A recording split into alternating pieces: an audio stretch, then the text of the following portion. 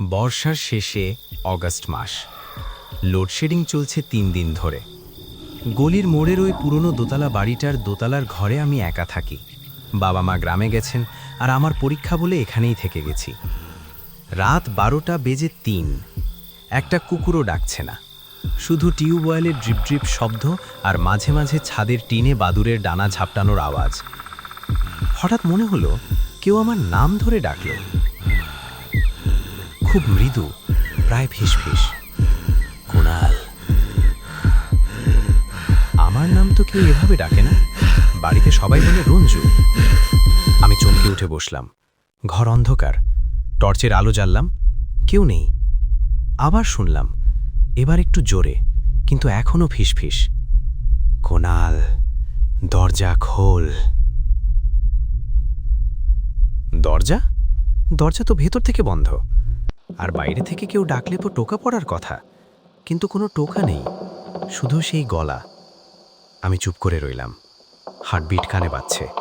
তারপর শুনলাম খুব ধীরে, খুব কাছ থেকে, যেন আমারই কানের পাশে মুখ রেখে কেউ বলছে, আমি তোর মা রে, খুলবি না? গায়ে কাটা দিয়ে গেল। আমার মায়ের গলার স্বরের সাথে মিলিয়ে কেউ যেন ঠিক একই সুরে, একই টানে বলছে, কিন্তু মা তো গ্রামে। আমি বিছানা থেকে নেমে দরজার কাছে গেলাম। দরজার নিচের ফাঁক দিয়ে কিছু একটা নড়ছে, খুব সরু, কালো, ভেজা ভেজা, যেন কারো আঙুল। না, আঙুল নয়, অনেক লম্বা, অনেক পাতলা, যেন কেউ তার হাতের একটা আঙুল দিয়ে দরজার তলা দিয়ে ভেতরে ঢোকার চেষ্টা করছে। আর সেই আঙুলটা নড়ছে যেন হাতের ইশারায়, নড়ছে যেন সাপের মতো। আমি পিছিয়ে এলাম। ফিসফিসটা আবার এলো, এবার মায়ের গলাতেই, কিন্তু একটু ভাঙা, একটু কাপা। রঞ্জু, আমি তোকে দেখতে এসেছি, দরজা খোল, আমার পা ভিজে গেছে। আমি চিৎকার করতে গিয়েও পারলাম না, গলা আটকে গেছে। তারপর দেখলাম দরজার নিচের ফাঁক দিয়ে সেই কালো জিনিসটা আরও ঢুকছে। এখন আর একটা আঙুল নয়, অনেকগুলো, যেন একটা হাতের আঙুল নয়, পুরো হাতটাই উল্টো দিকে মুখ করে ঢুকছে। হাতের তালু নয়, পিঠের দিকটা দেখা যাচ্ছে। আর সেই পিঠে চোখ, একটা নয়, অনেকগুলো ছোট ছোট চোখ, সব আমার দিকে তাকিয়ে। বিদ্যুৎ চলে এলো ঠিক তখনই।